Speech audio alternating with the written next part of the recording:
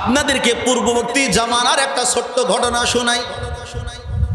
রাসূল আকরাম সাল্লাল্লাহু আলাইহি সাল্লাম মেরাজের রাত্রে যখন মসজিদে হারাম থেকে মসজিদে আকসার দিকে যাচ্ছিলেন, বাইতুল মাকদিস ফিলিস্তিনের মধ্যে যেটা অবস্থিত, ওই মসজিদের কাছে যাচ্ছেন।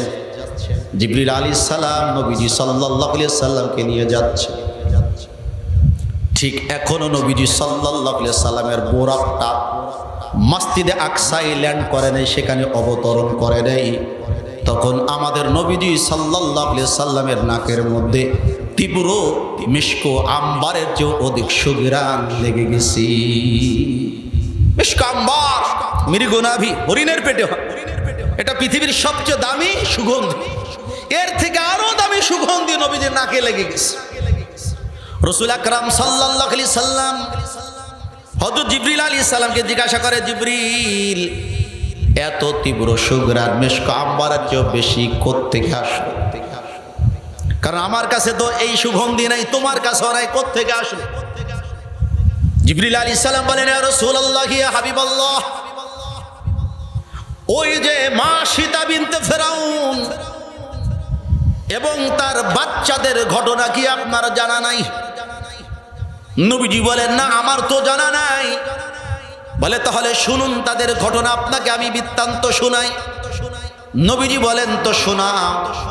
জিবরিল আলাইহিস সালাম বলেন, ইয়া রাসূলুল্লাহ, ইয়া হাবিবাল্লাহ, ফেরাউনের রাজ দরবারে একজন মহিলা, তার নাম ছিল মা সীতা।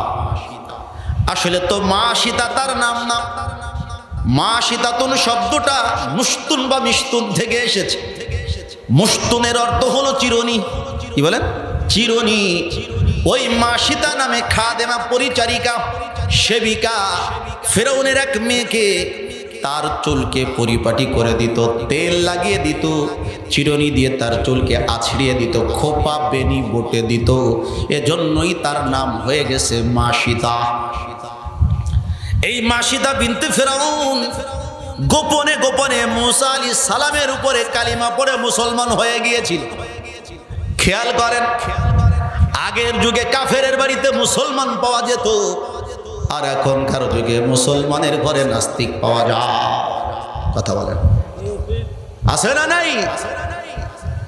বড় বড় ভার্সিটিতে লেখাপড়া করে, অনেক মেধাবী, কিন্তু নিয়মিত আল্লাহ আল্লাহ রসুলের বিরুদ্ধে বিষোধাগার করে। আছে না নাই? আল্লাহ এদেরকে সুপথ দান করো, হেদায়েত নসিব করো, বলেন আমিন। মুসা আলাইহিস সালামের পরে মা সীতা গোপনে ঈমান এনেছে, কিন্তু ঈমানটাকে গোপন রেখেছে। কারণ যদি ফেরাউন কোনোভাবে জানতে পারে মা সীতা ঈমান এনেছে, তো মারিয়ে ফেলছে। মৃত্যু যেন না হয়, কৌশল গ্রহণ করে সময়ের অপেক্ষায় আছেন। মা সীতা ঈমান রক্ষা করে, গোপনে গোপনে আল্লাহর হুকুম মানে নামাজও পড়ে। সুবহানাল্লাহ। মা সীতা কাফের বাড়িতে নামাজ পড়ে, আর আমাদের মুসলমানের সন্তান, নিজ বাবা মুসলমান, মা মুসলমান, মুসলমানের ঘরেও নামাজ পড়ে। আছে না নাই? ছেলেও পড়ে না, মেয়েও পড়ে না, শখ করে পুত্রবধূ এনেছে, এটাও পড়ে। আছে না নাই? কি বলেন? আছে। বেনামাজি মুসলমানের সংখ্যা আস্তে আস্তে বেড়ে যাচ্ছে। আজকের মুসলমান দিনদারিত্ব দেখে বিয়ে করেন, আজকের মা বাবা দিনদার দেখে মেয়ে ঘরে আনে না, আজকের মা বাবা দিনদার দেখে জামাই চয়েস করে না। টাকা, চেহারা, পদ পদবি পাওয়া, এরপরে ডিগ্রি, এগুলো দেখে বিয়ে শাদী করে। কথা বলেন, আল্লাহ হেদায়েত করে। মা সীতা বিনতে ফেরাউন গোপনে গোপনে মুসলমান হয়ে ইমানের যে তাকাজা, ইমানের যে দাবি, সেগুলো পুরা করত। একদিনের ঘটনা, মা সীতা বিনতে ফেরাউন ফেরাউনের মেয়ের মাথার চুলকে বিন্যাস করে দিচ্ছিল, আছড়িয়ে দিচ্ছিল। হঠাৎ করে তার হাতের থেকে চিরুনিটা পড়ে গেছে। খেয়াল নাই, তার পরিবেশ তার মনে নাই। আস্তে করে চিরুনি যখন তুলেছে, তখন পড়ে ফেলেছে বিইসমি রব্বি, আমি আমার রবের নামে চিরুনি তুললাম, আমি আমার রবের নামে চিরুনি তুললাম। এই কথা যখন ফেরাউনের মেয়ে শুনেছে মনে মনে খুব খুশি হয়ে গেছে। বলে মা শ্বেতা, তুমি মনে হয় আমার আব্বার নামে চিরুনি তুলেছো।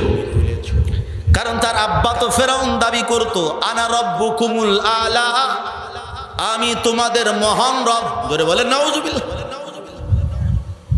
মা সীতা বিনতে ফেরাউন তখন ইমানের বহি প্রকাশ করার জন্য বলে ফেলেছেন, না, আমি যে রবের নামে চিরুনি তুলেছি এটা তোমার আব্বা ফেরাউন না, এই রব আমারও রব, তোমারও রব, তোমার আব্বারও রব।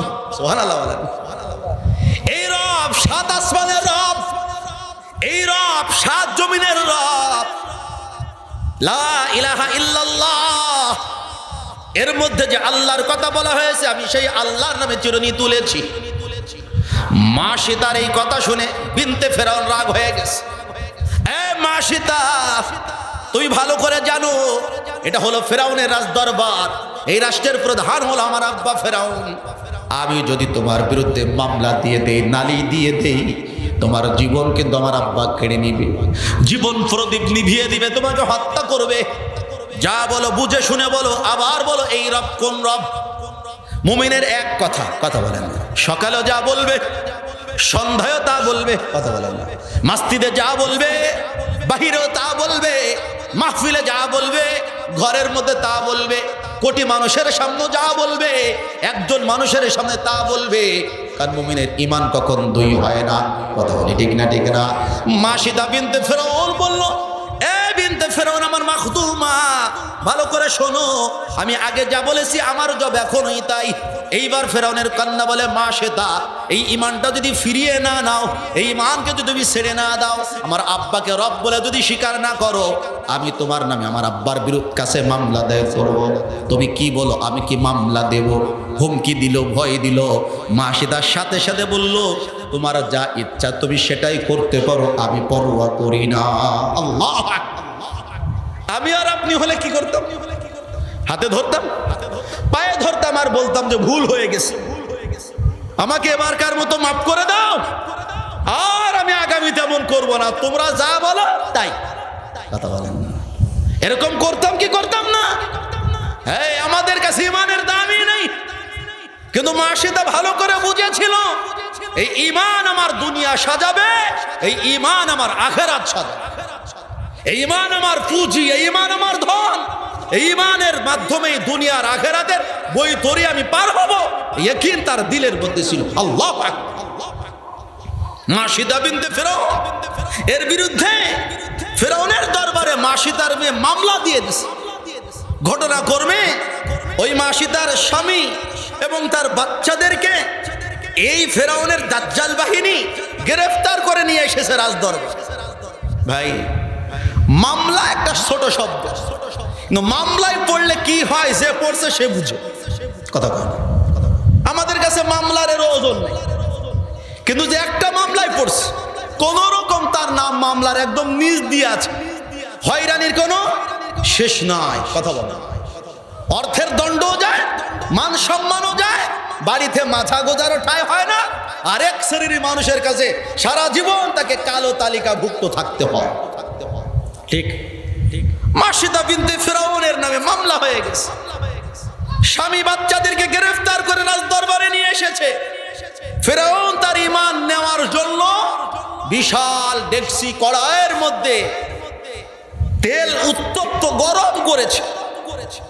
এইবার ফেরাউন মা সীতাকে বলে, মা সীতা, ইতিপূর্বে যা করেছো সব ক্ষমা করে দেব, আগামীতে তোমার মাসিক বেতন বাড়িয়ে দেব, ভাতাকে বাড়িয়ে দেব, বিনিময়ে তুমি শুধু একবার বলো লা ইলাহা ইল্লাল্লাহ মুসা কালিমুল্লাহ, আমি মানি না। জোরে বলেন নাউজুবিল্লাহ। তুমি শুধু আমি ফেরাউনকে রব বলে স্বীকার করে নাও, তাহলে তোমার স্বামী বাঁচবে, বাচ্চারাও বাঁচবে, তুমিও বেঁচে যাইবা।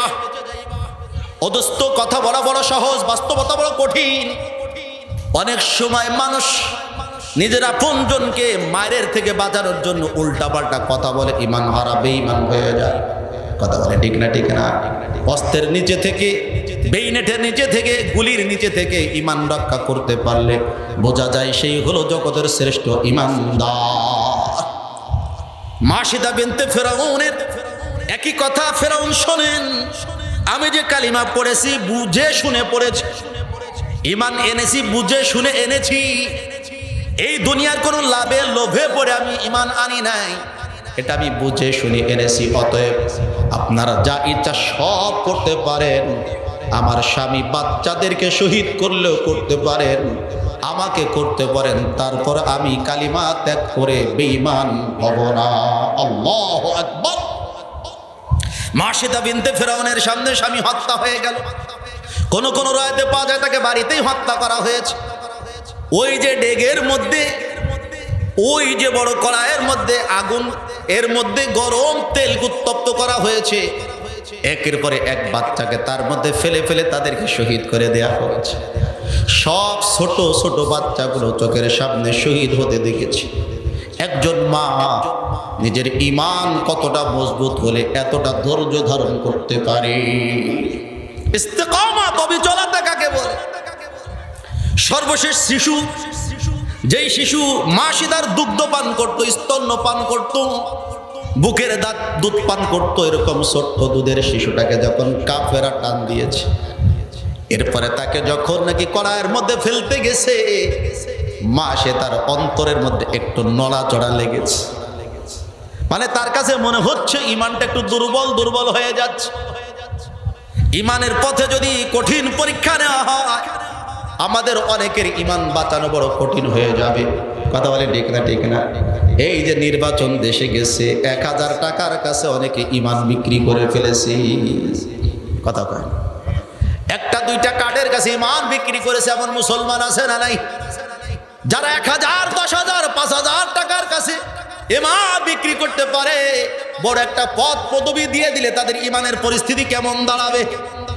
মাশিদা বিনতে ফেরাউন চোখের সামনে বাচ্চাগুলোকে শহীদ হতে দেখেছে। ছোট্ট দুধের বাচ্চা যখন তারে টান দিছে, দিলের মধ্যে একটু নড়াচড়া শুরু হয়ে গেছে। মা সে এখন গোপনে আল্লাহর কাছে কান্না করে বলে, আল্লাহ, আমার দিলের মধ্যে একটা দুর্বলা দুর্বল পড়ছি রে মালিক, আপনি যদি আমার ঈমান রক্ষা না করেন, আমার দ্বারা এই পরিস্থিতি ঈমান রক্ষা করা কঠিন হয়ে যাবে। ও মালিক, মেহেরবানি করে আপনি আমার ঈমান রক্ষা করেন। সুবহানাল্লাহ। আমাদের উস্তাদেরা সবকের মধ্যে বারবার কথা বলেছেন, বাবা আল্লাহ কবুল করেছে জন্য মাদ্রাসা আসতে পেরেছে, আল্লাহ কবুল করেছে জন্য মুখে দাড়ি, আল্লাহ কবুল করেছে জন্য মাথায় টুপি, আল্লাহ কবুল করেছে জন্য কালিমা পড়েছো, আল্লাহ কবুল করেছে তাই তার হুকুম মোটামুটি মানতে পারো, তার রসুলের তরিকায় চলতে পারো। অহংকার করো না, এই ঈমান চলে যাইতে সময় লাগে না। রব্বে কারীমের কাছে নিয়মিত এই কথার দোয়া করো, মালিক আপনি আমাকে ঈমান দিয়েছেন, এই ঈমান যেন কোনোভাবে কেউ কেড়ে নিতে না পারে, এই ঈমানের দৌলত যেন বাকি জিন্দেগি রাখতে পারি, ঈমানের সাথে যেন আমার মরণ হয়, এই দোয়া রব্বে কারীমের কাছে নিয়মিত করতে থাকবা। কোরআনে আল্লাহ আয়াতও শিক্ষা দিয়েছে, রব্বানা লা তুযিগ কুলুবানা বা'দা ইদ হাদাইতানা ওয়া হাব লানা মিন লাদুনকা রাহমা ইন্নাকা আনতাল ওয়াহ্হাব। মাশিদা বিনতে ফেরাউন যখন আল্লাহ পাক রব্বুল আলামিনের কাছে নিজের ঈমানকে শক্তিশালী করার জন্য কামনা করেছে, দোয়া করেছে, ফরিয়াদ করেছে, আল্লাহ পাক সাথে সাথে ওই ছোট্ট শিশু বাচ্চা যাকে কড়াইয়ের মধ্যে এখন ফেলে দেওয়া হবে, যে এখনো কথা বলতে পারতো না, আল্লাহ রব্বুল আলামিন তার কথা বলার ক্ষমতা দিয়ে বাক শক্তি দান করে দিয়েছে। ছোট্ট শিশু তেলের মধ্যে পড়তে পড়তে বলে, ইয়া উম্মি ইয়া মাতা ইসবিরি ইন্নাকি লাআলাল হক। হে আমার সম্মানিত মাতা, হে আমার মা, ও আমার মা, আরেকটু ধৈর্য ধরুন, আরেকটু ধৈর্য ধরুন। ও মা, আপনি সত্যের উপর অবিচল আছেন, সুবহানাল্লাহ বলেন, আপনি হকের উপরে আছেন। মা, যেইটাকে ফেরাউন বলে যাচ্ছে এটা কড়াই, এর মধ্যে উত্তপ্ত তেল, মরলেই জীবন শেষ হয়ে যাবে, এটা আগুন না মা না, এ আগুন আগুন না, এর মধ্যে পড়তে পারলে এটাই হবে জান্নাতের ফুলের বাগান। ছোট্ট বাচ্চা পড়েছে, শহীদ হয়ে গেছে। এবার ফেরাউন বলে যাচ্ছে, মাশিদা, বাচ্চাগুলোকে আমি মেরে ফেললাম, একমাত্র তুমি বাকি আছো পরিবারের সদস্যদের মধ্য থেকে। তুমি যদি চাও তোমার জীবন বাঁচাবে, লাস্ট তোমাকে সুযোগ দেব, ওই কালিমা ছেড়ে দাও, আমাকে রব বলে স্বীকার করে নাও। মা শ্বেতা বলে, আগেও যেই জবাব এখনো সেই জবাব, আমার জীবন দিতে রাজি, ঈমান দিতে রাজি না। আল্লাহু আকবার। ইন্নাল্লাযীনা ক্বালু রাব্বুনাল্লাহ সুম্মা ইসতাকামু, আল্লাহ বলেন যারা বলেছে রব আমার আল্লাহ, অতঃপর বিচলতার সাথে থেকেছে, মরণ হয়েছে তো আল্লাহ আমার রব, এই কথার পরে তাদের মরণ হয়ে গেছে। মা শ্বেতাকে ফেরাউন টিটকারি দিয়ে খোঁচা মেরে বলে, মা শ্বেতা, তোমার যদি জীবনের কোনো চাওয়া পাওয়া থেকে থাকে আমাকে বলো, আমি তোমার চাওয়া পাওয়া পূরণ করব। মা শ্বেতা বলে, তোমার কাছে আমার আর কি চাওয়া পাওয়া থাকবে? আমার চাওয়া পাওয়া যা আছে সব আমার রবের কাছে। কথা ঠিক তো? আমাদের সব চাওয়া পাওয়া কার কাছে? একটু জোরে বলেন, কার কাছে? আল্লাহর কাছে। কারণ পৃথিবীর কেউ আমাকে কিছু দিতে পারে না, সব দেওয়ার মালিক একমাত্র আল্লাহ। এজন্য চাওয়ার দরকার তো কার কাছে চাইতে হবে? আল্লাহর কাছে চাইতে হবে। কথা ঠিক না ভাই? আল্লাহু আকবার কাবীরা। তারপরে ফেরাউন বলে, চাও না আমি তোমাকে দেব যা চাইবা। মা শ্বেতা ফেরাউন মনে করছে হয়তো মা শ্বেতা তার জীবন ভিক্ষা চাবে। মা শ্বেতা বলে, ফেরাউন তোমার কাছে ছোট্ট একটা নিবেদন, যদি পারো আমাকে যখন শহীদ করে দিবে, আল্লাহু আকবার, আমাকে যখন শহীদ করে ফেলবে, আমার হাড়গুলো আর আমার শিশু বাচ্চাদের হাড়গুলোকে একসাথে একত্রিত করে একটা কবর খনন করে তার মধ্যে মাটি দিয়ে দিও। ফেরাউন বলে, এটার কেন দরকার? কি জন্য তুমি এটা বললা? এমন কথা তো কেউ বলে না। মা শ্বেতা বলে, ইসলাম বলে, দিন বলে, আমার ধর্ম বলে, যদি কোনো মানুষ ধর্মের জন্য শহীদ হয়ে যায়, এই যে নাজমুল সাহেব বায়ানের মধ্যে শহীদের ফজিলত বয়ান করেছেন, কথা বলেন ঠিক না? ঠিক না? ওয়ালা তাকুলু লিমান ইউকতালু ফি সাবিলিল্লাহি আমওয়াত বাল আহইয়া ওয়ালাকিন লা তাশউরুন। আল্লাহ বলে, খবরদার, যারা আমার রাস্তায় শাহাদাত বরণ করে, শহীদি মরণ যাদের নসিব হয়ে যায়, শাহাদাতের জামে শরাব অমিয় সুধা যারা পান করে, তারা মারা গেছে, মৃত্যুবরণ করেছে, এ কথা তোমরা বলো না, বরং তারা জীবিত, কিন্তু তোমরা বোঝো না। মা শ্বেতা বলতেছে, ফেরাউন শোনো, আমার বাচ্চাগুলোর আমি যখন শহীদ হয়ে হার হয়ে যাব, কিয়ামতের ময়দানে রব্বে কারীম ইসলামের জন্য যারা জীবন দেয়, যে যেভাবে শহীদ হবে, মারা যাবে, তাকে সেভাবে পরকালের মাঠে ওঠানো হবে।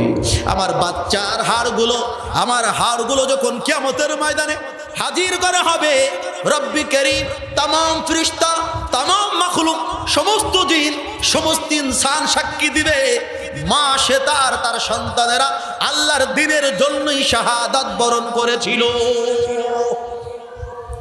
ঘটনা এরকমেরই, শহীদ হয়ে গেছে মা শ্বেতা, কিন্তু বেঈমানের সাথে কম্প্রোমাইজ করে না, আতাত করে নাই, কারণ তার কাছে ঈমানের মূল্য বুঝে এসেছিল।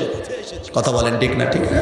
কিন্তু আমাদের কাছে তো ঈমানের মূল্য নাই, অথচ রাসূল আকরাম সাল্লাল্লাহু আলাইহি ওয়াসাল্লাম স্পষ্ট বলেছেন, মান ক্বালা লা ইলাহা ইল্লাল্লাহ দাখালাল জান্নাহ। যে লা ইলাহা ইল্লাল্লাহ বলেছে, এর উপর অবিচল থাকতে পেরেছে, এই কালিমা নিয়ে যার মরণ হয়েছে, সে জান্নাতি হয়ে গেছে, সে জান্নাতি হয়ে গেছে। কেমন জান্নাত? বলে, যারা বিন্দু পরিমাণ ঈমানও নিয়ে যদি কেউ মারা যায়, আল্লাহ তাকে অন্তত 11টি দুনিয়া সমতুল্য জান্নাতের মালিক বানিয়ে দিবে। যেই জান্নাতের মধ্যে আল্লাহ জান্নাতীদেরকে রাখবেন, ওই জান্নাত কত দামি! রাসূল আকরাম সাল্লাল্লাহু আলাইহি ওয়াসাল্লাম বলেন, জান্নাতের মধ্যে একটি লাঠি রাখতে যতটুকু জায়গার দরকার, ওইটুকু জায়গাও খায়রুম মিনাদ দুনিয়া ওয়া মা ফিহা, দুনিয়া আর দুনিয়ার মধ্যে যা কিছু আছে এর চাইতে অনেক বেশি দামি, অনেক বেশি।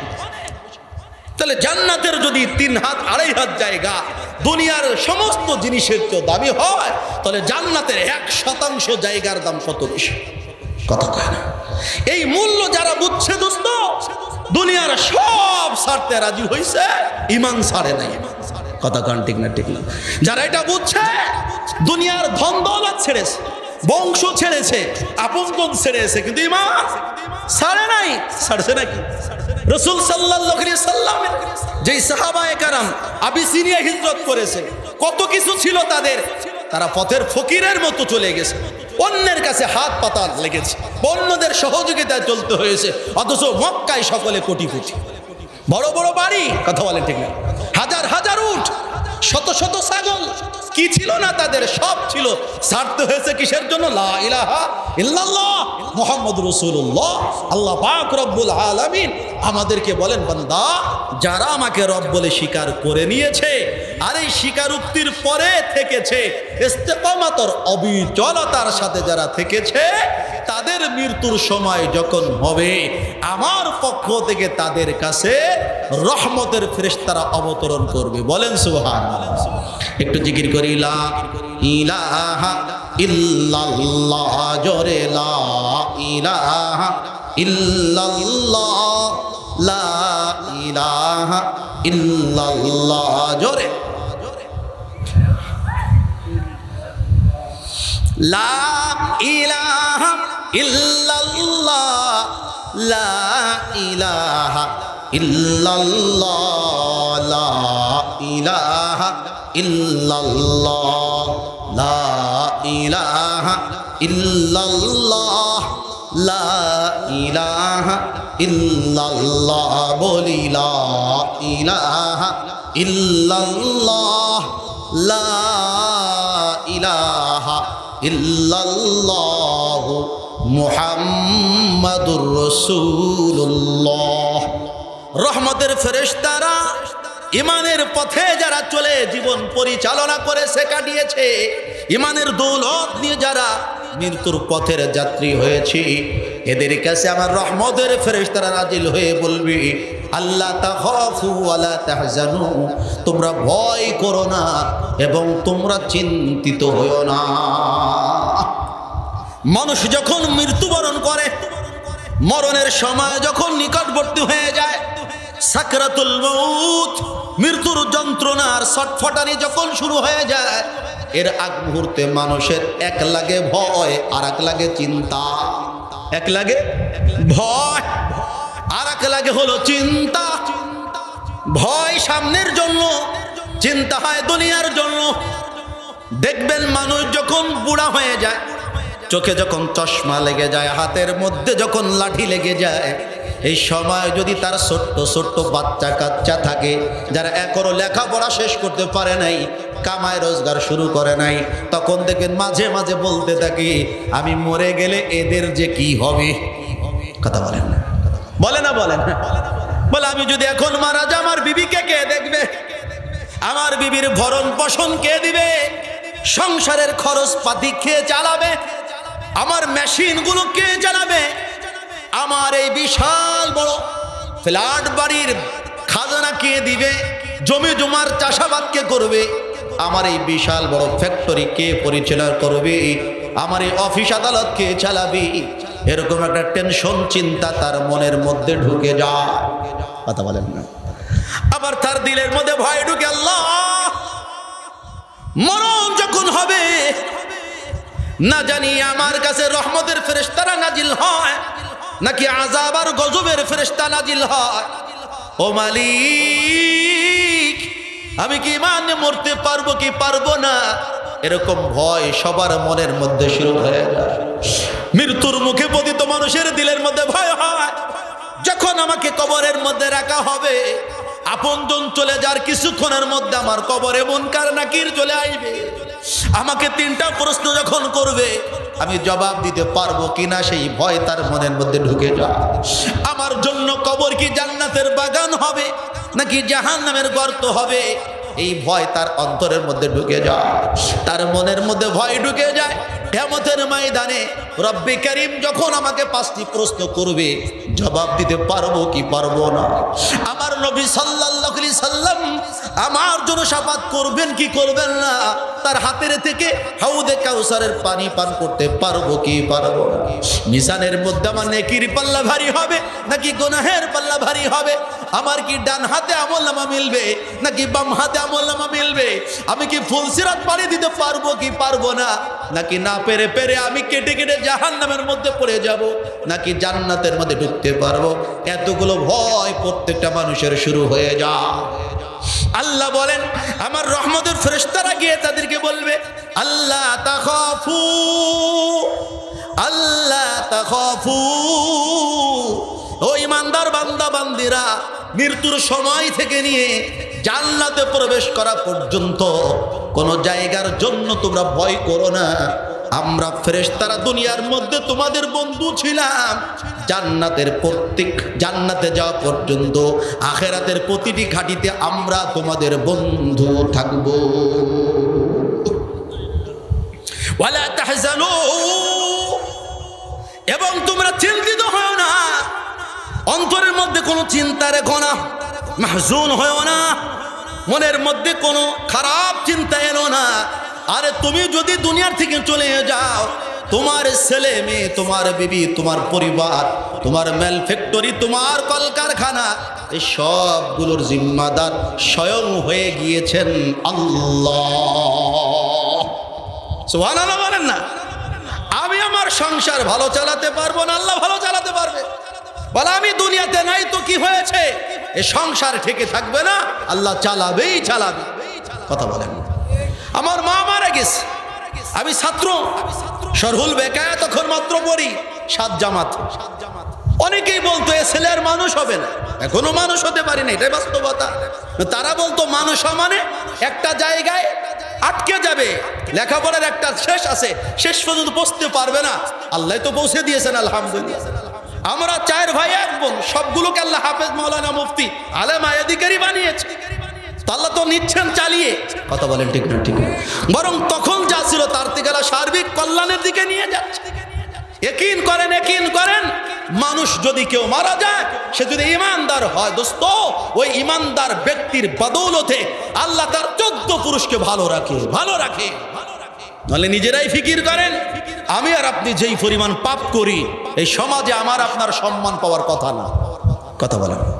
সালাম পাওয়ার কথা না, এক দানা আমাদের মুখে ঢোকার কথা না, 1 ফোঁটা পানিও আমাদের মুখে ঢোকার কথা না, 1 টাকা আমাদের কামাই হওয়ার কথা না। ঠিকই প্রতিনিয়ত হচ্ছে। মনে করেন এটা এজন্যই যে আল্লাহ আপনার আমার জিম্মাদারি নিজে নিয়ে নিয়েছে।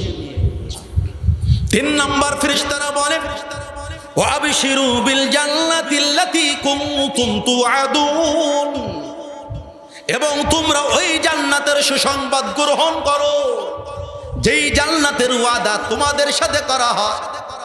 মানুষের সাথে আল্লাহ জান্নাতের ওয়াদা করেছেন না করেন নাই? বলে করেছেন।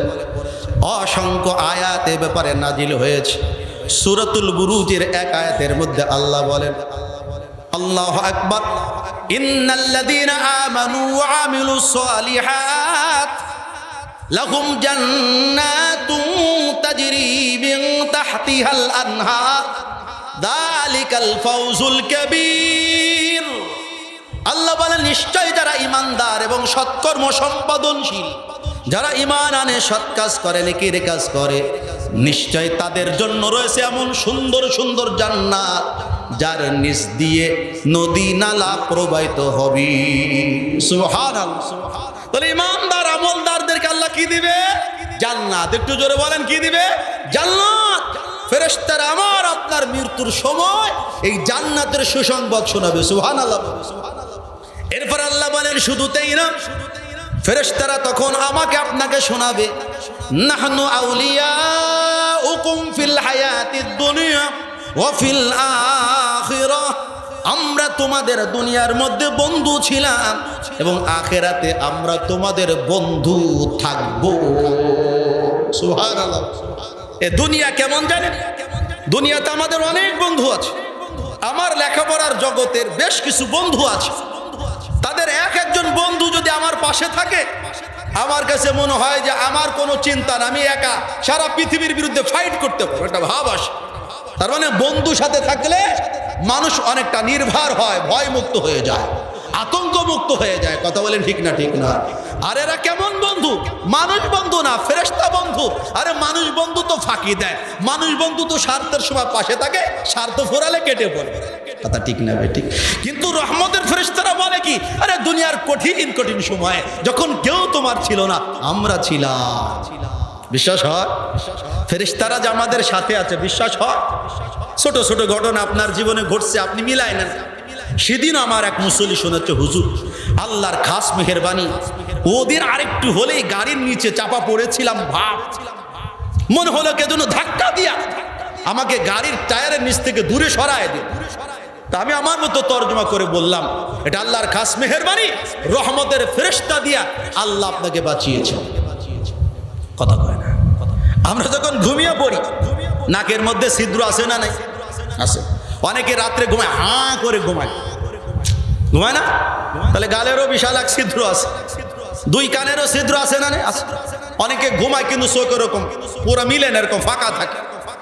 এতগুলো ছিদ্র আছে, যদি এর মধ্য দিয়ে দুই একটা মশা, মাছি, ভেমরুল, মৌমাছি, আরো কিছু কিছু জিনিস আছে, পিঁপড়া, এগুলো যদি দুই একটা ঢোকে মরণের জন্য যথেষ্ট না?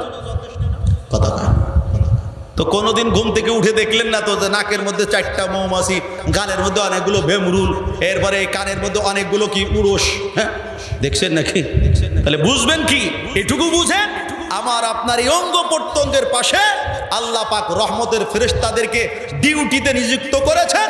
আমাকে কোনো বস্তু ক্ষতি করতে গেলে এই ফেরেশতারা সেগুলোকে তাড়ায় দেয়। কথা কয় ঠিক না? এদেরকে মালাইকায়ে হাফাজা বলে, হেফাজতকারী ফেরেশতা। তাহলে ফেরেশতারা আমাদের প্রতি মুহূর্তে বন্ধু হিসেবে আছে না নাই? আছে। ওই ফেরেশতাদেরকে আল্লাহ নাজিল করে দিয়ে বলবে, শোনাও ও ভাই, ও বন্ধু, ও বোন, ভয় নাই, আমরা রহমতের ফেরেশতারা দুনিয়ার কঠিন থেকে কঠিন মুহূর্তে তোমাদের বন্ধু রূপে ছিলাম, আখিরাতের প্রতিটি ঘাটিতে আমরা তোমাদের বন্ধু থাকবো। এবার রহমতের ফেরেশতারা আরো বলেন, ওয়ালাকুম ফিহা মা তাশতাহি আনফুসুকুম ওয়ালাকুম ফিহা মা তাদউন ওয়ালাকুম ফিহা আই ফিল জান্নাহ, এবং তোমাদের জন্য জান্নাতের মধ্যে মিলবে, তোমরা পাবে মা তাশতাহি আনফুসুকুম, যা তোমাদের অন্তর কল্পনা করবে। সুবহানাল্লাহ বলেন। মনে করেন আমি এই সুন্দর সুন্দর আশপাশে অনেক এলাকায় মাহফিলে গেছি, হরিণের গোশত খাওয়াবে আগের থেকে বলছে, যার পরে বলে হুজুর দুঃখিত, হরিণের গোশত পাইছিলাম কিন্তু পথের থেকে সিস্টেম হয়ে গেছে। আছে না বলে? তো এই হরিণের গোশতের গল্প শোনার পরের থেকেই ওই এলাকায় যাওয়ার পরে প্রথম দিলের মধ্যে যে চাহিদা আসে, যদি হরিণের গোশত খাইতে পারতাম। বুঝেন? কিন্তু কতদিন দিলে চাইলো, কিন্তু একবারও আমার প্লেটে আসলো না। দুনিয়াতে এরকম অনেক জিনিস আমরা কল্পনা করি কিন্তু বাস্তব হয় না। কথা কন না। আল্লাহ বলেন, বান্দা জান্নাত এমন জায়গা, তোমার কল্পনা হবে যা, বাস্তবায়ন হবে তা। সুবহানাল্লাহ। তোমার দিলের মধ্যে কল্পনা আইবে, আল্লাহ এই যে একটু উপর দিয়ে একটা পাখি উড়ে যা, কি সুন্দর গোশত, নাদুস নুদুস, যদি খাইতে পারতাম। একটু শুধু মনে মনে বলছে। বলেন কিসে কিসে বলছে? মনে মনে বলছে। সাথে সাথে আকাশের পাখি আল্লাহর হুকুমে নিচে পড়ে, কিছু যুবক ভাইদেরকে দেখি এমনি আয়না দেখে, আয়না দেখে নিজের মুখটা এমনি টিপে, এখানে যদি বরণটা না হইতো রে, ফার্স্ট ক্লাস তিহার। কথা কন, হ্যান্ডসাম। নিজেরা নিজে এমনি এমনি থাপড়ায়। একজনকে বলি, তোমার মুখে তুমি থাপ্পড় দাও কেন? হুজুর আমাকে আমার চয়েস হয় না, আমাকে আমার পছন্দ হয় না। আছে না ভাই? তখন মনে হয় যে এই চাচার মতো যদি আমার চেহারা হইতো, এই ফুলাডার মতো যদি আমার চেহারা হইতো, ওই মনে মনে, কিন্তু আমার চেহারা তো যা তাই। কিন্তু ওই বাজারে যখন যাবে, আল্লাহ পাক রব্বুল আলামিন জান্নাতের ওই জায়গায় স্তরে স্তরে থরে থরে বিভিন্ন চেহারার মুখোশ ফিট করে রাখবে। বান্দা যেটা দেখে মনে করবে এইরকম চেহারা যদি আমার হইতো, সাথে সাথে আল্লাহ তার চেহারা পরিবর্তন করে। ওয়ালাকুম ফিহা মা তাশতাহি আনফুসুকুম ওই জান্নাতে গিয়ে তোমরা তা পাবে যা তোমাদের অন্তর কল্পনা করবে। ওয়ালাকুম ফিহা মা তাদউন। আল্লাহ বলেন বান্দা শুধু মনের কল্পনা না, তুমি মুখ দিয়ে যা বলবে, দাবি করবে, সাথে সাথে তোমরা সেটা প্রাপ্ত হয়ে যাবে, পেয়ে যাবে। হাদিসের মধ্যে হাসির কথা মিশকাত শরীফে আছে। রাসূল আকরাম সাল্লাল্লাহু আলাইহি সাল্লাম বলেন, সাহাবায়ে কেরাম জান্নাতে যাওয়ার পরে একজন বলবে, আল্লাহ আপনি আমাকে যা দিয়েছেন আমি খুশি, কল্পনাও করি নাই যে এত দিবে। আল্লাহ বলেন তারপরও কি তোমার কোনো আশা আছে যে তুমি চাও? বলে আল্লাহ আমার ছোট্ট একটা আশা আর বাকি আছে। বলে চাও আমি তোমাকে দিব। বলে আল্লাহ আমার একটু গমের ক্ষেত করতে মন চাইছে। গমের ক্ষেত, যেরকম কিসের ক্ষেত? গমের ক্ষেত। তো নবীজি সাল্লাল্লাহু আলাইহি সাল্লাম বলেন, আল্লাহ পাক কুদরতি হেসে দিয়ে বলে, এই রে বনি আদম এত দিলাম এরপরে ক্ষেত ছাড়তে পারলা না, ঠিক আছে ক্ষেত করো। হাদিসে এসেছে হাতের মধ্যে গমের দানা দিয়ে কোন রকম বপন করবে। এভাবে আমরা হাত দিয়ে বুনি না, কথা বলেন এমনি ছড়িয়ে দেই। নবীজি বলেন যেই না বপন করেছে সাথে সাথে উদ্গ্রীব হয়ে যাবে, তার থেকে চারা বের হয়ে যাবে, মুহূর্তের মধ্যে এটা বড় হয়ে যাবে, গাছ হয়ে যাবে। গাছের মধ্যে মুহূর্তের মধ্যে শীষ বের হবে, মুহূর্তের মধ্যে পেকে যাবে, কাঁচি লাগবে না, একাকি কেটে পড়ে যাবে। শুকানোর জন্য রোদে খেতে রাখতে হবে না, অটোমেটিক এটা কি হয়ে যাবে, শুকিয়ে যাবে। মাড়াই কল লাগবে না, একা একাই মাড়াই হয়ে যাবে। বলে এগুলো আলাদা আবার বাতাস করতে হবে না। এমনই আল্লাহর পক্ষ থেকে গমের উপরের থেকে যে ময়লা আবরণ থাকে এটা দূর হয়ে একদম গম বের হয়ে যাবে। বলে এটাকে স্তূপ করার জন্য ধামা, অন্য কোনো পাত্র লাগবে না। আল্লাহ কুদরতি গুণেই ওখানে স্তূপ করে বিশাল পাহাড়ের মতো করে দিবে। কথা বুঝতে পেরেছ? আমার এক দোস্ত ছোট, আমার বলে হুজুর আল্লাহ পাক রব্বুল আলামিন জান্নাতে যা চাই তা দিবে তো? হ্যাঁ অবশ্যই, সত্যি কথা। হ্যাঁ সত্যি কথা। হুজুর যদি জান্নাতে ক্রিকেট খেলা খেলতে চাই, পোলা ফাইন এই যুগের তো ক্রিকেট ভালো বুঝে, যদি ক্রিকেট খেলতে চাই, তা আমি বলেছি যদি চাও খেলতে পারো। আমার কথা বুঝতেছ? যদি খেলতে চাইতে পারো আল্লাহ তোমার এই খেলা খেলতে দিবে। তবে যদিও বাদ খেলাও বাদ, কথা বলে যদি ফেলাও নদীতে, যদিও বাদ খেলাও বাদ। কারণ জান্নাতের এরকম মনোরম পরিবেশে গিয়ে এই দুনিয়ার এই পচা খেলা খেলতে মনে চাইবেই না, আর বাবাও না। কথা ঠিক। যদি চাও পাবা, কিন্তু এখন যেটা চাচ্ছ এটা ওই বয়সে গিয়ে চাইবা না। সব সময় এই পৃথিবীতে আমরাই এক চাহিদা কি মানুষের থাকে? ছোট বয়সের চাহিদা একরকম, কিশোর বয়সে আর এক রকম, যৌবন বয়সে আর এক রকম, মধ্য বয়সে আর এক রকম, বার্ধক্যে আর এক রকম, পৌরত্বে আর এক রকম। বয়সেরও ডিফারেন্স, পরিবর্তন, চাহিদারও কি পরিবর্তন। পৃথিবীর যে চাহিদা, আখেরাতে গিয়ে এই পচা চাহিদা আর থাকবে না। সুবহানাল্লাহ। এইবার আল্লাহ বলেন নুজুলাম মিন গফুরির রহিম। এই যে তোমরা যা চাইবে তা পাবে, তোমরা যা কল্পনা করবে সেটা তোমাদেরকে আমি আল্লাহ দেব। কেন দেব না? ও বান্দা তোমরা কত দামি জানো? তোমরা বলে আমি আল্লাহ পাকের মেহমান। সুবহানাল্লাহ। আমাদের বড়রা ছোট ছোট মিসাল দিয়ে, দৃষ্টান্ত দিয়ে অনেক সুন্দর কথা আমাদেরকে বুঝিয়েছে। এই আয়াত বোঝার জন্য, এটুকু অংশ বোঝার জন্য আমি ছোট্ট একটা ঘটনা আপনাদেরকে শোনাই।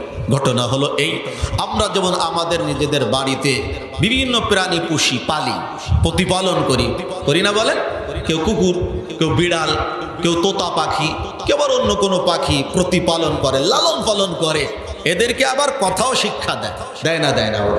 কারোর বাড়িতে শালিক পাখিতে কথা বলে, কারোর বাড়িতে ময়না পাখিতে কথা বলে, কারোর বাড়িতে টিয়া পাখিতে কথা বলে। আছে না এমন? আপনাদের এলাকা আছে। তো থানবী রহমাতুল্লাহ আলাইহি বলেন, এক ব্যক্তি তার বাড়িতে একটা টিয়া পাখি পালত। কি পাখি? টিয়া পাখি। তো সে তাকে বড় মজা করে নাম রেখেছে মিয়া মিঠু। মিঠু কি নাম রাখছে? মিঠু নাম রাখছে। তো ওই বাড়ির মালিক আল্লাহকে খুব বেশি ডাকতেন, আল্লাহ আল্লাহ আল্লাহ জিকির করতেন। আল্লাহ আল্লাহ জিকিরের তাসির এমন হয়েছে যে ওই টিয়া পাখিও আল্লাহ আল্লাহ বলা শুরু করেছে। তো টিয়া পাখি কি স্বাভাবিক আল্লাহ আল্লাহ বলে নাকি? ওর একটা বুলি আছে না নাই? প্রত্যেক প্রাণীর একটা বলি আছে। কুকুর যেমন ঘেউ ঘেউ করে, বিড়ালে মিউ মিউ করে, ছাগলে ভ্যা ভ্যা করে, ওরকম টিয়া পাখির একটা কি আছে, আওয়াজ আছে। ওটাকে উর্দু ভাষীরা বলে টে টে টে টে টে টে। কি বলেন তো? টে টে টে টে। এটা তার বুলি। তো থানবী রহমাতুল্লাহ বলেন, মিয়া মিঠু হামেশা কে লিয়ে জাকির হক থে। এই মিঠু নামক পাখিটা সর্বদা আল্লাহর স্মরণকারী ছিল, জিকিরকারী ছিল, আল্লাহ আল্লাহ বলনেওয়ালা ছিল। জব উসকো বিল্লি নে দবা লিয়া, যখন একদিন বিড়াল তাকে থাবা মারলো। কিসে থাবা মারলো? বিড়াল। তো কুছ না বলে সির্ফ টে টে টে। তখন ওই মিঠু আর কোনো কথা বলে না, তখন শুধু একটাই কথা বলে, টে টে টে। তো থানবী রহমাতুল্লাহ এখান থেকে বোঝাতে চান, যদি শুধু জবান দিয়ে কেউ লা ইলাহা ইল্লাল্লাহ বলে, রব্বি আল্লাহ রব্বি আল্লাহ, রব্বুনাল্লাহ রব্বুনাল্লাহ, এই কথা যদি বলে আর রবের চাহিদা মোতাবেক যদি তার জীবন না কাটায়, ইমানটা যদি সুন্দর না হয়, আমলটা যদি সুন্দর না হয়, লেনদেন যদি স্বচ্ছ না হয়, সমাজ সামাজিকতা যদি ইসলামের তরিকায় না হয়, আখলাক যদি উন্নত সুন্দর না হয়, তার মাথা থেকে পা পর্যন্ত ইসলাম অনুপাতে যদি সে না সাজায়, তার ব্যক্তিগত জীবন, তার সামাজিক জীবন, তার পারিবারিক জীবন, তার রাজনৈতিক জীবন, তার অর্থনৈতিক জীবন, তার জাতীয় জীবন, তার আন্তর্জাতিক জীবন যদি ইসলামের তরিকায় না হয়, হঠাৎ করে যখন নাকি শয়তান তাকে থাবা মারবে, নফসে আম্মারা যখন তাকে থাবা মারবে, তখন তার দিলের মধ্যে রব্বি আল্লাহ থাকবে না। কথা বলে ঠিক না? ঠিক। এই জন্য দোস্ত, শুধু জবান দিয়ে লা ইলাহা ইল্লাল্লাহ বলা এটা প্রকৃত মুমিনের আলামত না। প্রকৃত মুমিনের আলামত হলো এইটা, আমার জিন্দেগির 24 ঘন্টার প্রত্যেকটা মুহূর্তে আমি আমার রবের কথা মোতাবেক চালাবো, কাটাবো। এর নামই হলো ইস্তেকামাত। ভালো করে মনে রাখবেন, আপনি যখন দুনিয়ার সবাইকে ছেড়ে দিয়ে আল্লাহ রাব্বুল আলামিনের প্রতি সমর্পিত হবেন, ইনাবাত ইলাল্লাহ, রুজু ইলাল্লাহ, আল্লাহর দিকে ফিরে যাবেন, আল্লাহর দিকে প্রত্যাবিত হবেন, আমার মালিক যা বলে আমি শুনবো, আমি আর কারো কোনো কথা শুনবো না, তখন দেখবেন চতুর্দিক দিয়ে শুধু বাধা আর বাধা। কথা বলেন, আপন এখন আর আপন থাকবে না, পর হয়ে দাঁড়াবে। বাস্তব কিনা জোরে? আল্লাহর পথে চলতে গেলে আপন ও পর হয় না, হয় না? একটু মিসাল দিয়ে বুঝে যাবে। বুঝানোর জন্য বলি, আপনি যদি সদা সর্বদা বিচার করার ক্ষেত্রে, বিচার সালিশ করার ক্ষেত্রে হক বিচার করেন, ন্যায় বিচার করেন, সমাজের একদল মানুষ আপনার বিরুদ্ধে খেপে যাবে না? যাবে না? আপনি শুধু সত্য সাক্ষী দিবেন, মিথ্যা সাক্ষী দিবেন না। তাহলে মিথ্যার পক্ষে যারা, তারা আপনার বিরুদ্ধে লাগবে কি লাগবে না? জোরে বলেন। আপনি নিজে পর্দায় থাকা শুরু করে দেন, আপনার পরিবারকে পর্দায় রাখা শুরু করে দেন, সমাজে যারা বেপর্দা চলুক চায়, তারা আপনাকে দুশমন মনে করা শুরু করে দিবে। সুদ হারাম সব মুসলমান জানে। আপনি সুদের পরে টাকা লাগাবেন না, কেউ লাগালে তাকে নিষেধ করবেন, তো সমাজের সুদখোর যারা, তারা আপনার জন্য মৃত্যু কামনা করবে। কথা কয় না? আপনি সরকারি অফিসের একজন অফিসার, আপনি ঘুষ খাবেন না, ঘুষ পছন্দ করবেন না, তাহলে অফিসের বাকি যারা আছে সবাই মিলে আপনার বিরুদ্ধে ষড়যন্ত্র করবে। কথা কয় না? এইভাবে করে যতটা পয়েন্টে আপনি আগাবেন, হকের পথে চলতে গেলে বাধা আর বাধা। কিন্তু মুমিন একটা কথা মনে রাখবেন, এই পৃথিবীতে আল্লাহ পাক রব্বুল আলামিন আমাকে বান্দার গোলামি করার জন্য পাঠান নাই, তাগুতের গোলামি করার জন্য পাঠান নাই, নফসের গোলামি করার জন্য পাঠান নাই। আল্লাহ আমাকে পাঠিয়েছেন তার গোলামি করার জন্য। হায়াত কিন্তু লম্বা না, হায়াত কিন্তু বড় অল্প।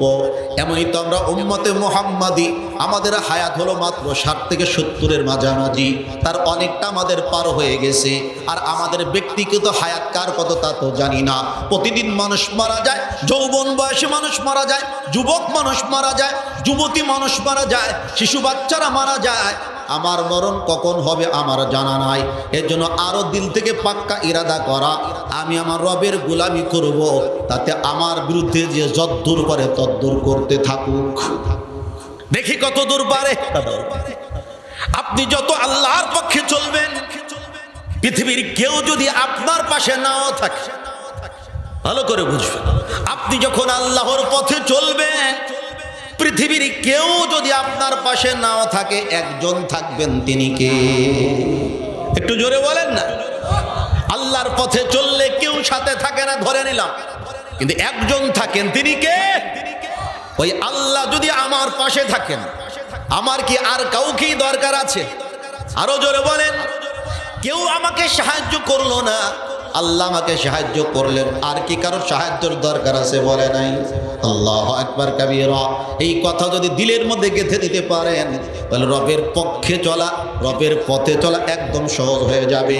আর আপনি যদি ডানে তাকান, বামে তাকান, কে কয়জন আমার পক্ষে থাকলো, কে আমার প্রশংসা করলো, কে আমার ডাকে সাড়া দিল, ইত্যাদি ইত্যাদি, এই গণনা যদি করতে যান, আপনি আল্লাহর পথে চলতে পারবেন না।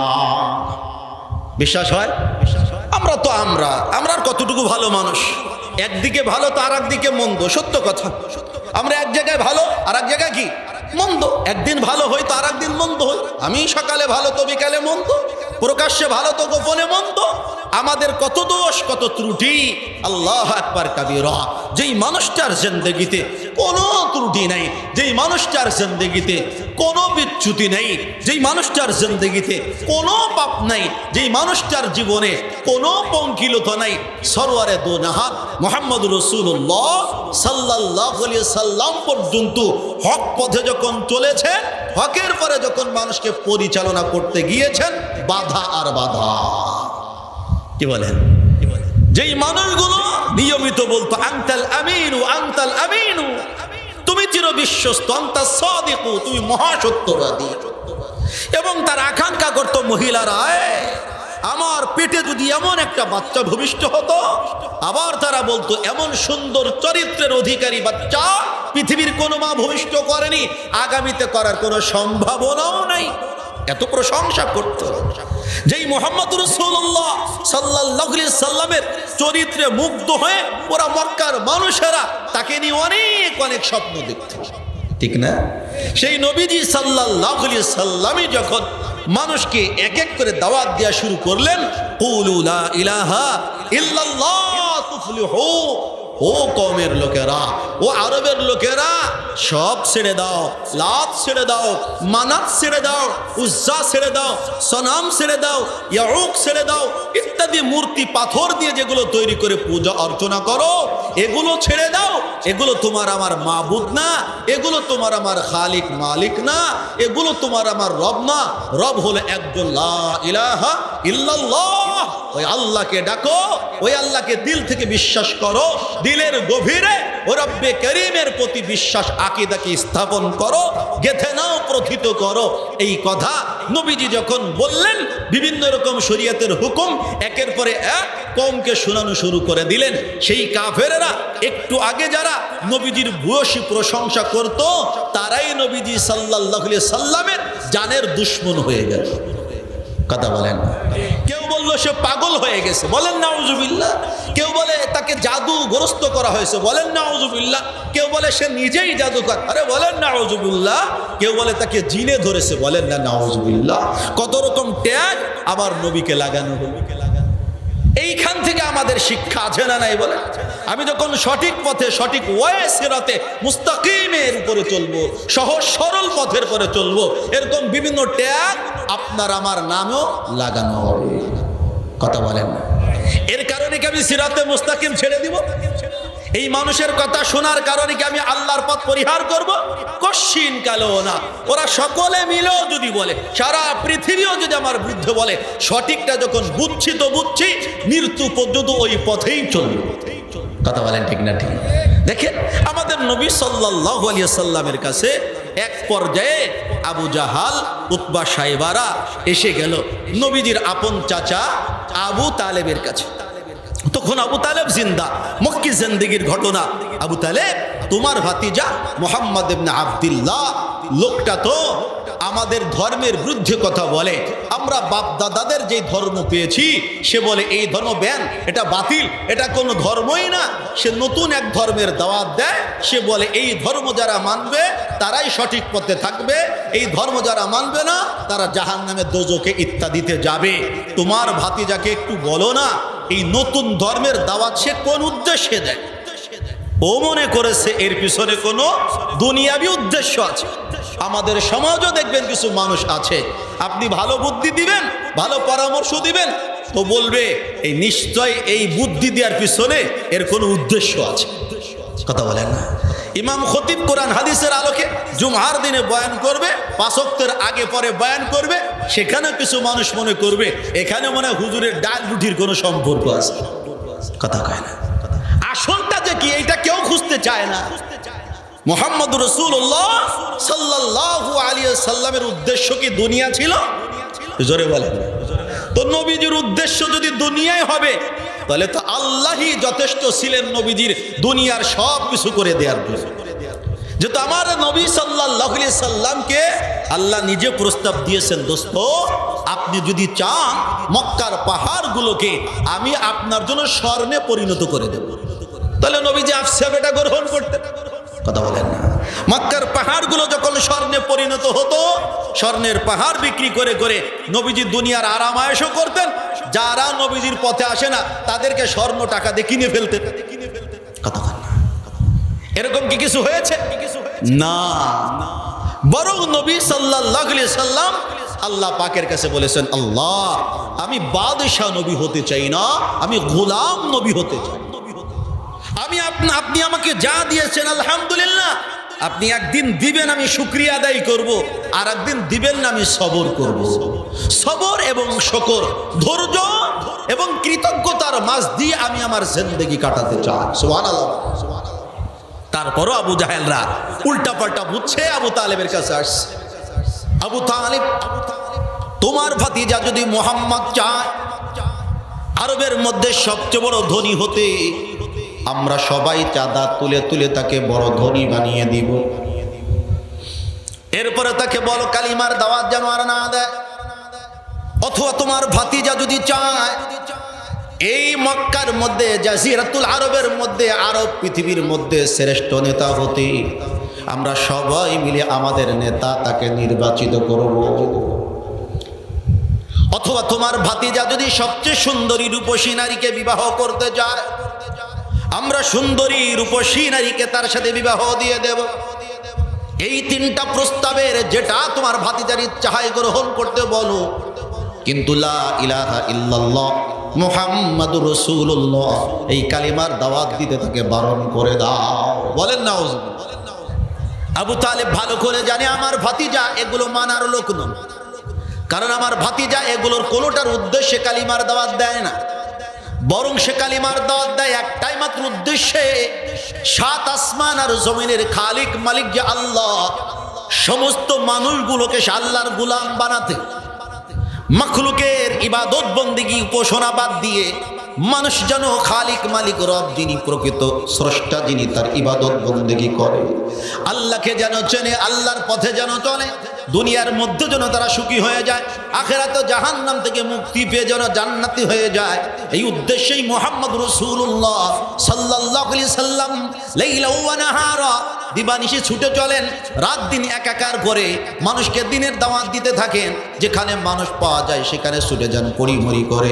আবু তালেব তারপরে নবীজি সাল্লাল্লাহু আলাইহি সাল্লামকে কথা 3টা শুনিয়ে দিয়েছেন। নবীজি সাল্লাল্লাহু আলাইহি সাল্লাম আবু তালেবকে লক্ষ্য করে বলে, চাচা যান, ওই সত্তার কসম করে বলি, ওই আল্লাহর কসম করে বলি, যার হাতে আমি মুহাম্মদুর রাসূলুল্লাহ সাল্লাল্লাহু আলাইহি সাল্লামের জান, আমার জীবন, আমার প্রাণ, কাফের গোষ্ঠীরা যা দিতে সক্ষম সেই প্রস্তাব দিয়েছে, এইটা বাদ দিয়ে যদি তারা আমার এক হাতে চাঁদ এনে দেয় আর এক হাতে যদি সূর্য এনে দেয়, তারপরে যে লা ইলাহা ইল্লাল্লাহ মুহাম্মাদুর রাসূলুল্লাহ এই কালিমার দাওয়াত দেওয়া শুরু করেছি, দাওয়াত দিতেই থাকবো, দাওয়াত দিতেই থাকবো, যতক্ষণ আমার শরীরে, আমার ধমনীতে 1 বিন্দু 1 ফোঁটা রক্ত বাকি থাকবে, কালিমার দাওয়াত থেকে আমি পিছপা হব না। জোরে বলেন না আল্লাহু আকবার।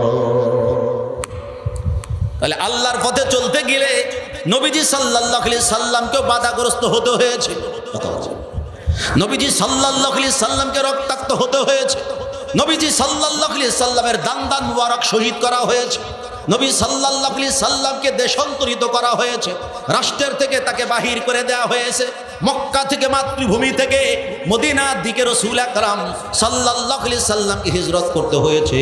এই সবগুলোর একটাই মাত্র কারণ, ইস্তেকামত, অবিচলতা, যে রবকে দিলের মধ্যে স্থান দিয়েছি ও রবকে দিলের থেকে কখনো বের করা যাবে না। এর জন্য আমাদের নবীকে এত কিছু দিতে হয়েছে। ও দোস্ত, আমরাও যদি রবকে রব বলে স্বীকার করে নেই, বাকি জিন্দেগি যদি চালাতে যাই, দুনিয়ার মধ্যে এতটুকু ত্যাগ আমাদের স্বীকার করা লাগবেই। কথা বলেন ঠিক না ঠিক? যদি সহ্য করতে পারেন তো কালিমার পথে থাকে, আর যদি বলেন অসহ্য হয় তো ছেড়ে দেন। ছেড়ে দেওয়া যাবে? একটু জোরে বলেন না। রাসূল সাল্লাল্লাহু আলাইহি সাল্লামের এক সাহাবী রাসূল সাল্লাল্লাহু আলাইহি সাল্লামের কাছে এসে বলে, ইয়া রাসূলুল্লাহ, ইন্নী উহিব্বুল্লাহ ওয়া রাসূলাহ, আমি আল্লাহ এবং তার রাসূলকে ভালোবাসি। কথাটা খেয়াল করবেন, আমি আল্লাহ এবং তার রাসূলকে ভালোবাসি। আমাদের ভালোবাসা আর তাদের ভালোবাসা কি নয় বলেন? এক নয়। আমাদের ভালোবাসা শুধু মুখে মুখে, আর সাহাবায়ে কেরামের ভালোবাসা আগে ছিল দিলে, সেটাকে প্রকাশ করতেন মুখ দিয়ে। যেই রকম নাকি একটা দানা যেগুলো মণিমুক্তা দিয়ে গাঁথা, ওর সুতা যদি ছিঁড়ে দেওয়া হয়, একের পরে এক মুক্তোর দানাগুলো জমিনে ঝরতে থাকে, একটা পড়তে না পড়তে আর একটা পরে। ঠিক আল্লাহর পথে যারা চলতে যাবে, একের পরে এক এই পরিমাণ বিপদ তাকে মুখোমুখি করতে। কথা বলেন ঠিক না ঠিক? এরপরও দিলের মধ্যে এই শক্তি রাখা লাগবে, আমার এই জিন্দেগি ক্ষণিক সময়ের, এখানকার কষ্ট সহ্য করা সম্ভব, কিন্তু পরকালের কষ্ট সহ্য করা সম্ভব না। এখানের সুখকে লাথি দিয়ে ফেলে দেওয়া যায়, পরকালের সুখকে লাথি দিয়ে ফেলে দেওয়া যায় না। আমাদের এই জিন্দেগি পৃথিবীর আখিরাতের হিসাবে কতটুকু?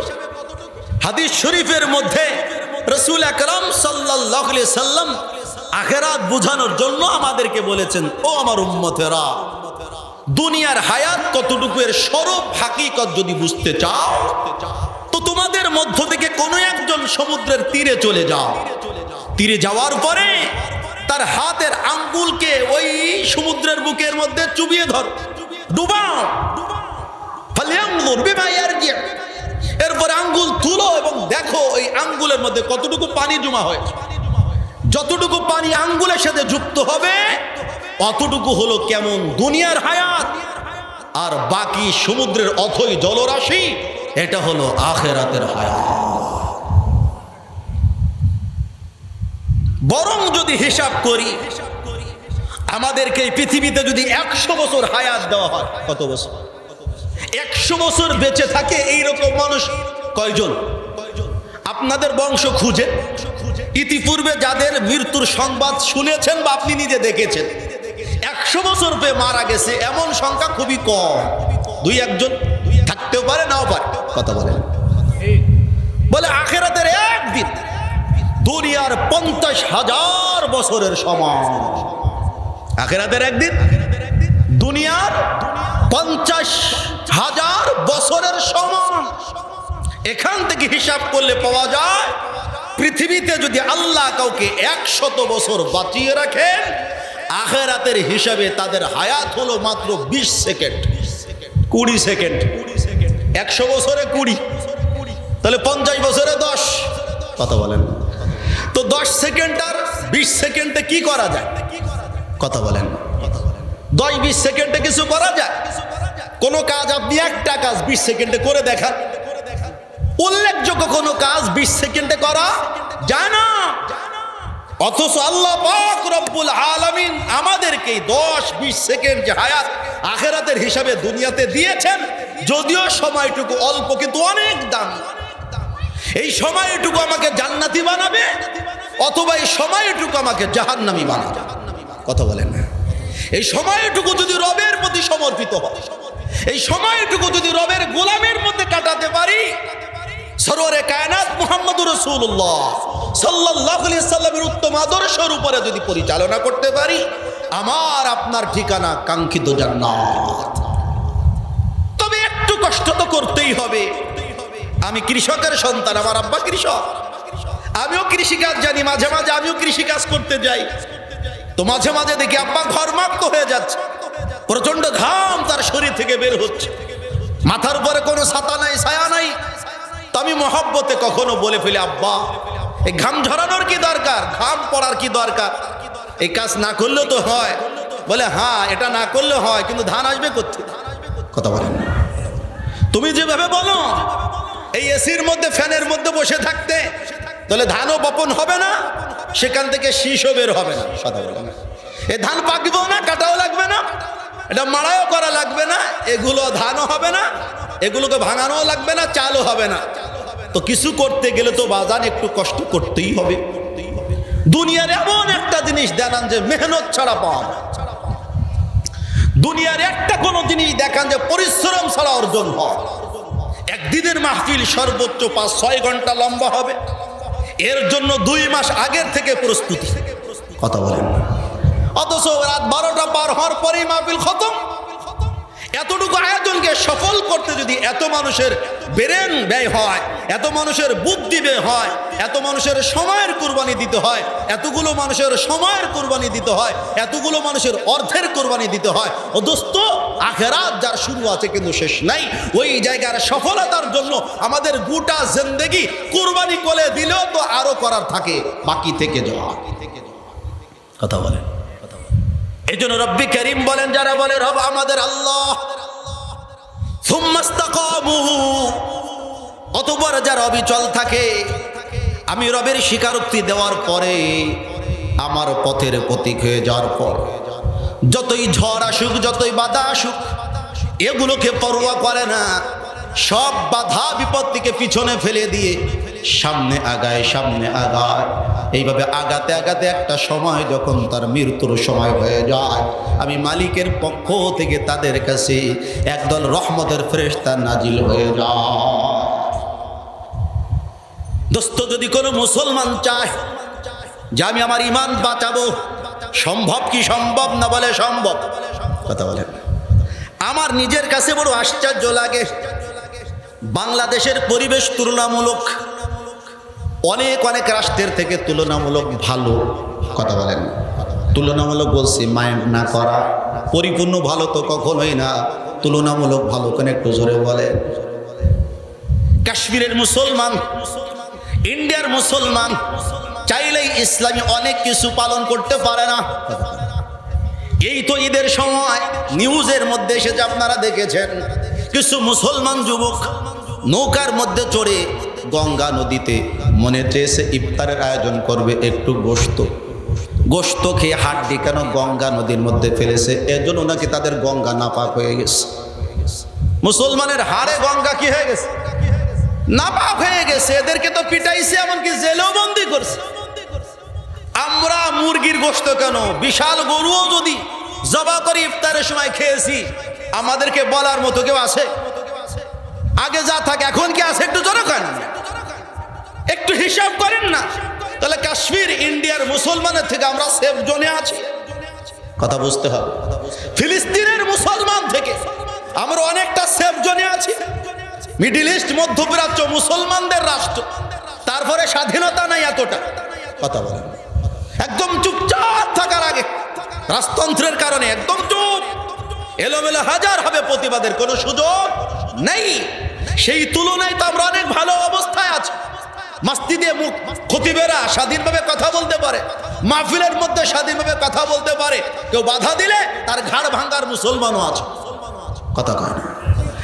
অথচ এরপরও আমরা এত সুন্দর পরিবেশে যদি ইস্তেকামতের সাথে থাকতে না পারি, রব্বে কারিমের সামনে জবাব দেওয়া লাগবে না।